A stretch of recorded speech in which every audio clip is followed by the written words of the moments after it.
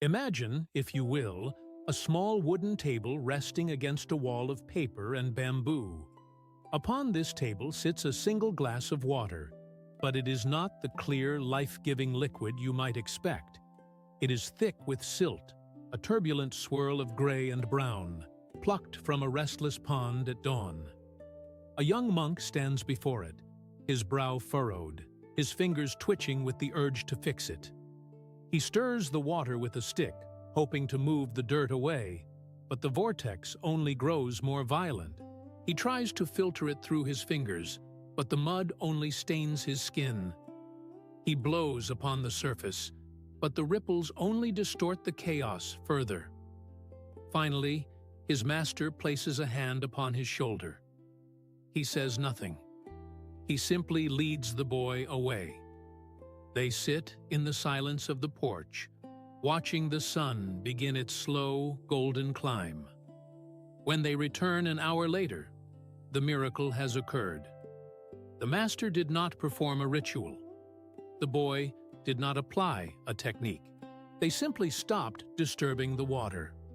The silt has found its home at the bottom of the glass, and what remains is a liquid so clear it acts as a perfect mirror, reflecting the pale morning moon through the window.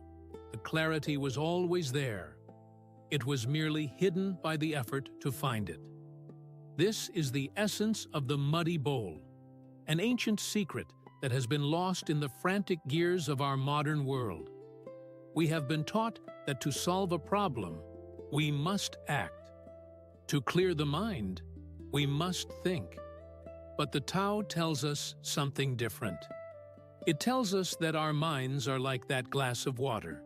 Tonight, I want to share with you a 1-minute habit, rooted in the deep wisdom of the forest and the mountain, to reclaim your soul before the world tries to steal it at 7 in the morning. But before we descend into the quiet valleys of this wisdom, I must ask a small favor of you, as a fellow traveler on this path. If these words find resonance in your heart, consider subscribing and leaving a mark of your presence with a like. It helps our small sanctuary here to grow.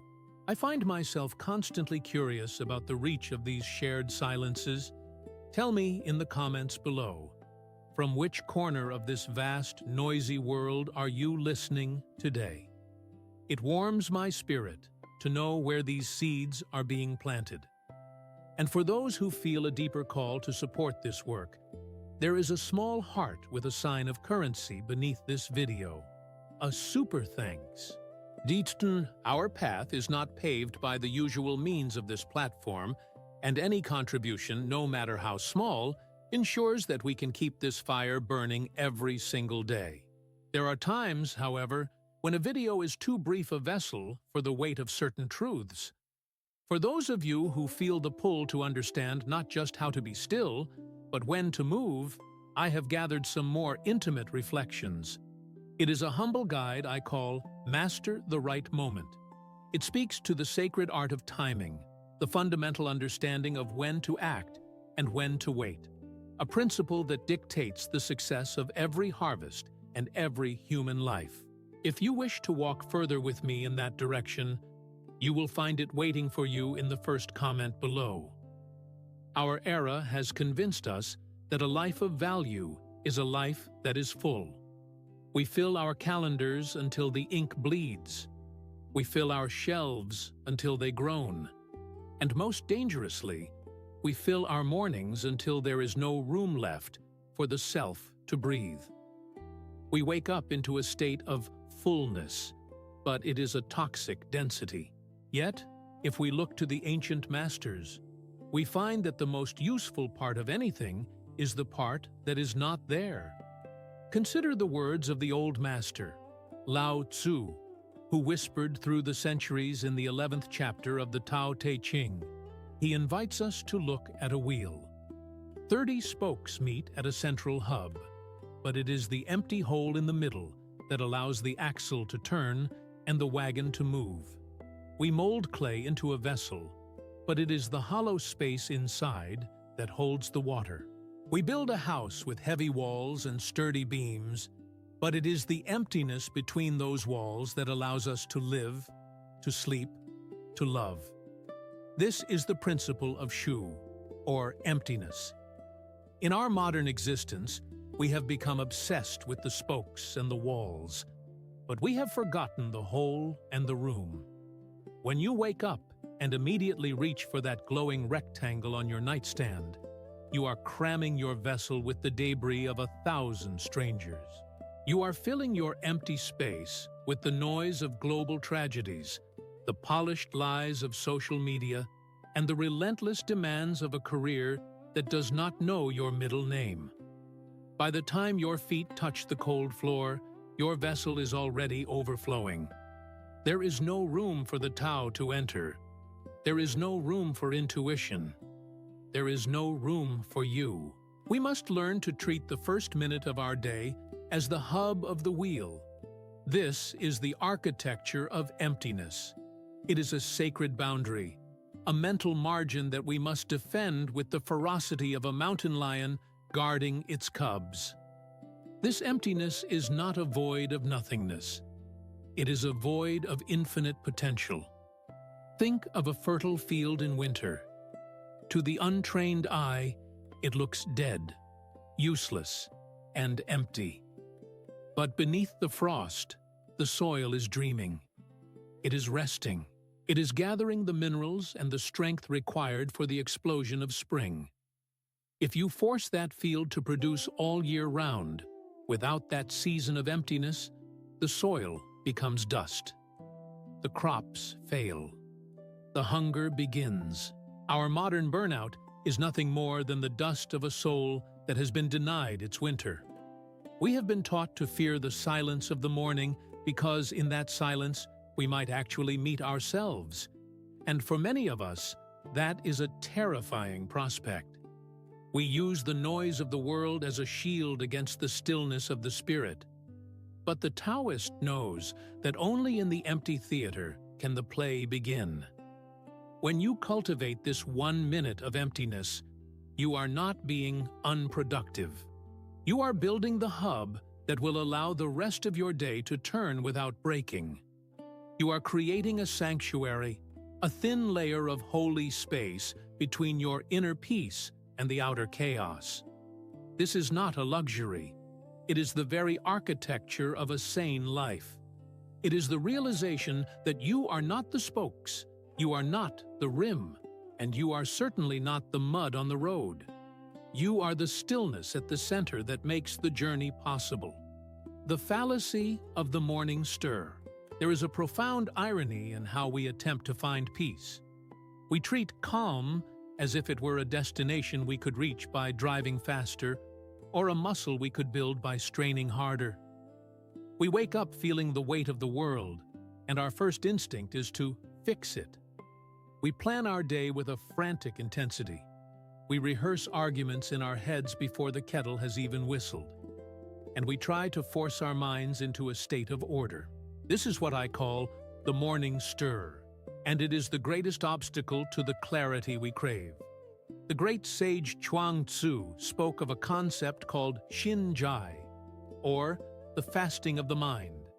He suggested that just as we might fast from food to cleanse the body, we must fast from doing to cleanse the spirit. The mind, he taught, is like a mirror. A mirror does not try to see. It simply reflects what is before it. But if you rub the mirror too hard in an attempt to make it see better, you only scratch the surface. You blur the image. In the language of our modern world, we can look at the very rhythm of our brains. When we are in a state of high stress, of planning, and of stirring, our brains operate in what scientists call the beta state. It is a state of high frequency, necessary for survival and complex tasks, but exhausting if maintained without relief. When we wake up, we are naturally transitioning from the deep, slow waves of sleep into a softer, more receptive alpha state. This is the golden threshold.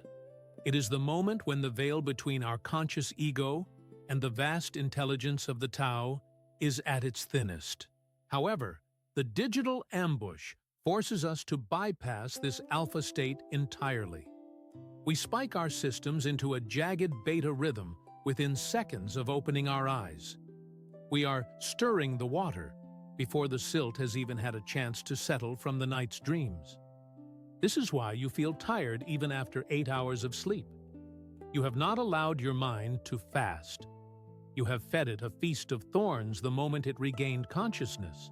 Think of your mind as the RAM of a computer. Every worry about a deadline, every flicker of jealousy from a social media post, and every to-do item you visualize is a process running in the background. If you start 50 processes the moment you power on, the system will lag. It will overheat. It will eventually freeze. The Taoist habit is not about adding a new task to your morning. It is about the delayed processing of the world. It is the refusal to stir the bowl. We often believe that if we don't start worrying early, we will fall behind. We think that anxiety is a form of preparation, but anxiety is not preparation. It is a leak in your gas tank. It is energy spent on a phantom future that has not yet arrived. Chuang Tzu's fasting of the mind asks us to sit in the doorway of the day and watch the thoughts arrive without inviting them in for tea. You see the thought of the difficult boss. You see the thought of the unpaid bill. And you let them sit in the muddy water. You do not stir them. You do not try to filter them. You realize that by the simple act of non-interference, these thoughts lose their power to agitate you. The mud begins to sink not because you forced it, but because you stopped giving it the energy of your struggle. This is the subtle art of letting the morning mature at its own pace, rather than trying to rip the flower open before it is ready to bloom. This brings us to a concept that is often misunderstood in our modern pursuit of getting things done. We have been conditioned to believe that life is a mountain to be climbed, a series of obstacles to be conquered by the sheer force of our will.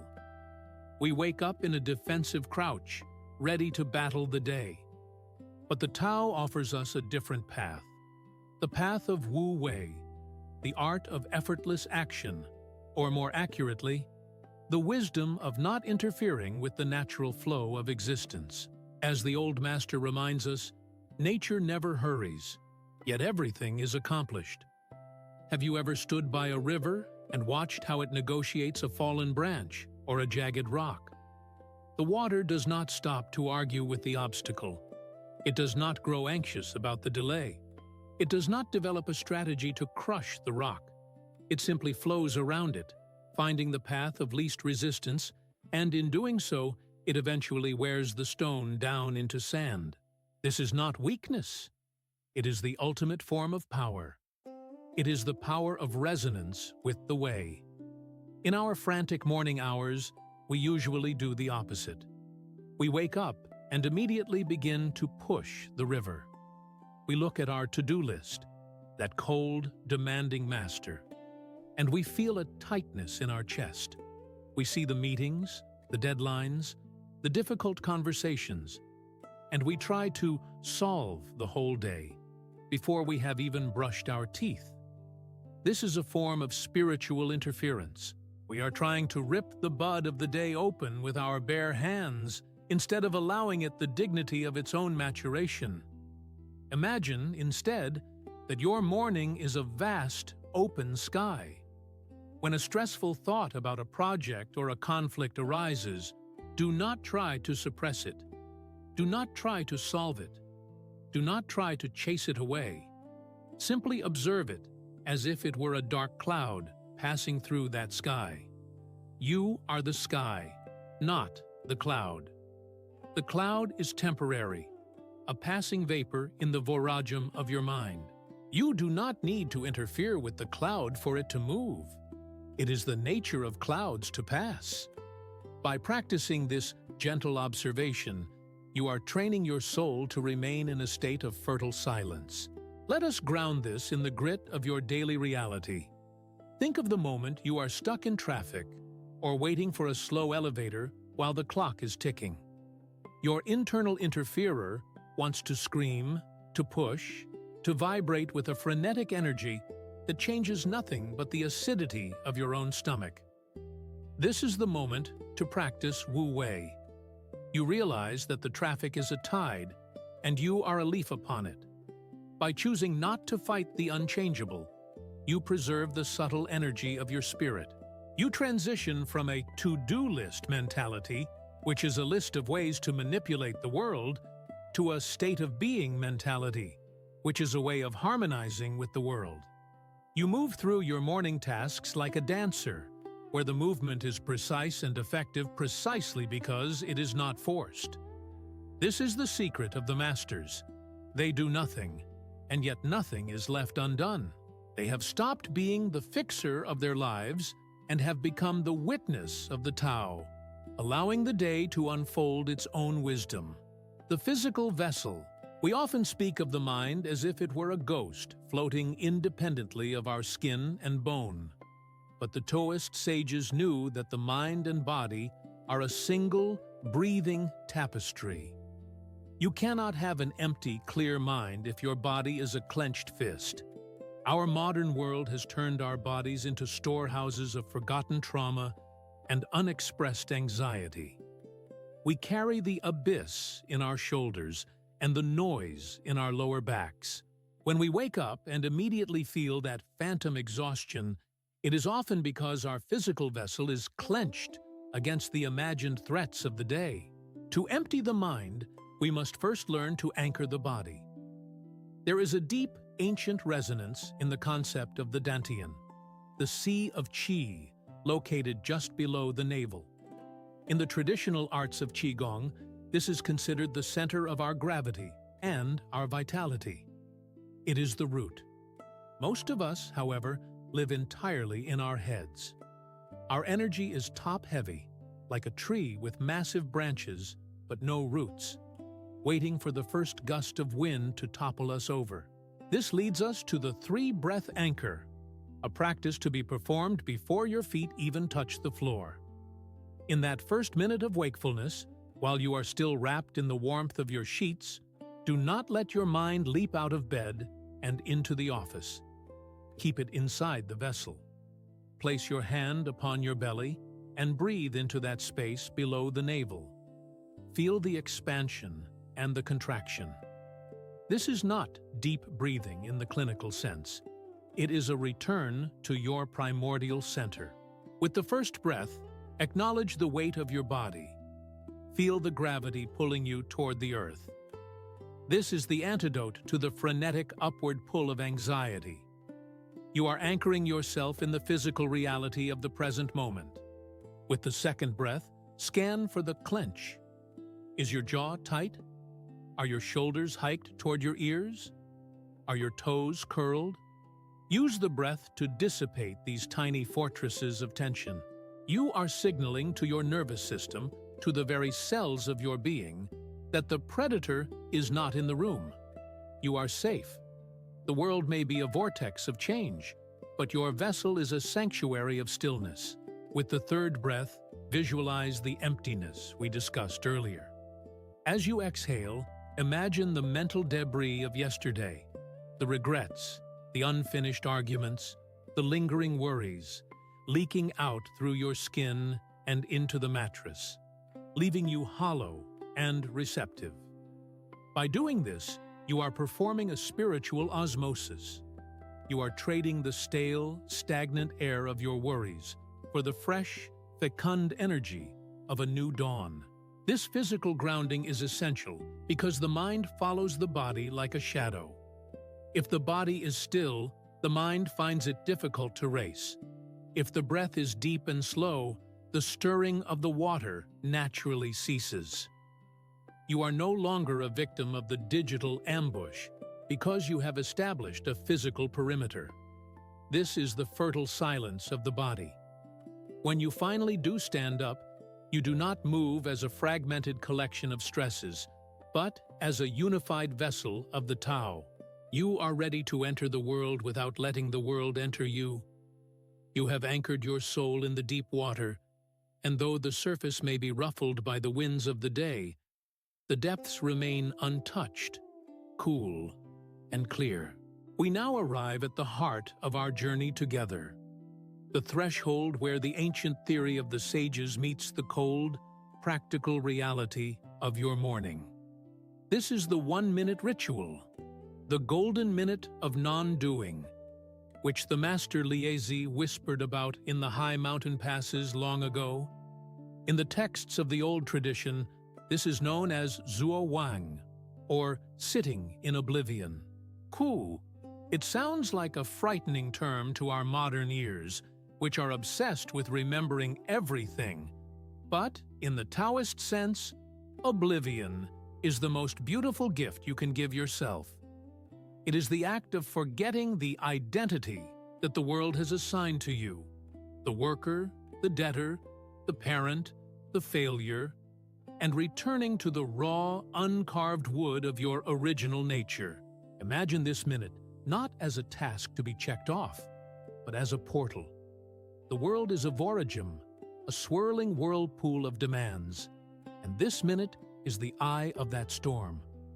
Liezi taught that the man of nature does not fight the wind. He becomes the wind. He does not resist the change. He is the change.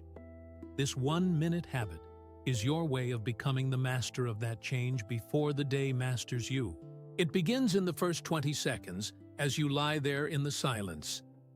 This is the phase of sensory grounding. Do not let your mind leap into the future. Instead, pull your awareness into the immediate, subtle textures of the present. Feel the coolness of the air on your skin. Listen to the distant rhythm of the world waking up. The hum of a car, the chirp of a bird, the heavy silence of the house. You are not thinking about these things. You are experiencing them through a process of spiritual osmosis. You are letting the reality of the now dissolve the phantoms of the next. In this silencio fertile, you are anchoring your consciousness in the truth of the physical world. You are telling your soul, I am here, I am safe, I am present. Then we transition into the next 20 seconds. The mental dumping. Imagine your mind is a crowded room filled with the echoes of yesterday and the anxieties of tomorrow. Instead of trying to organize the furniture, you simply open all the windows. You visualize every worry, every to-do, and every flicker of dread as a puff of smoke. You do not judge them. You do not analyze them. You simply watch them dissipate into the vast morning sky. This is the fasting of the mind we spoke of earlier. You are clearing the RAM of your spirit. If a thought about a meeting arises, you don't fight it. You simply label it noise and let it float away. You are reclaiming your mental margin. The final 20 seconds are the most profound, the primordial silence. This is the moment of pure Zuo Wang. For 20 seconds, you aim for nothing. You seek nothing. You are nothing. You are simply a vessel, empty and receptive. It is in this profound emptiness that the true power of the Tao resides. You are not preparing to work. You are preparing to be. This minute is non-negotiable. Even if the house is bustling, even if the world is screaming for your attention, you must defend this minute as if your very life depended on it. Because the quality of your life truly does. By the time you reach the end of this 60-second ritual, you have undergone a subtle transfiguration. You are no longer waking up to a reaction. You are waking up to an intention. You have built a sanctuary of stillness that will act as a shield against the frenetic energy of the coming hours. You have become the clear water in the bowl. And now, you are ready to reflect the world without being drowned by it. Sustaining the mirror throughout the day. The true test of our practice does not happen in the quiet of the bedroom. It happens in the heat of the marketplace, in the rush of the commute, and in the relentless noise of the digital abysmo. It is one thing to be a sage in the first minute of the dawn. It is quite another to maintain that resonance when the emails begin to flood in like a rising tide. This is the art of sustaining the mirror. We must learn how to prevent the mud from being stirred again the moment we step across the threshold of our sanctuary. The I Ching, the ancient book of changes, offers us a powerful image for this. The hexagram of stillness, represented by the mountain. A mountain does not move when the clouds gather around its peak. It does not tremble when the storm lashes its sides. It remains rooted in the deep earth, majestic and unbothered. To sustain the clarity we found in our golden minute, we must learn to carry the mountain within us. We must develop what I call return to center micro-habits, tiny anchors of stillness scattered throughout the virajam of the day. Think of the digital contamination that threatens us at every turn. Every time you open a new browser tab, every time you check a notification, you are inviting the world to stir your bowl. You are losing a fragment of your soul to the noise. To counter this, we use the threshold practice.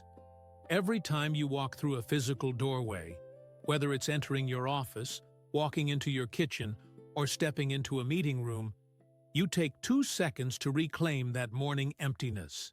You feel the weight of your feet. You take one conscious breath, and you remember the muddy bowl. In those 2 seconds, you are clearing the silt once more.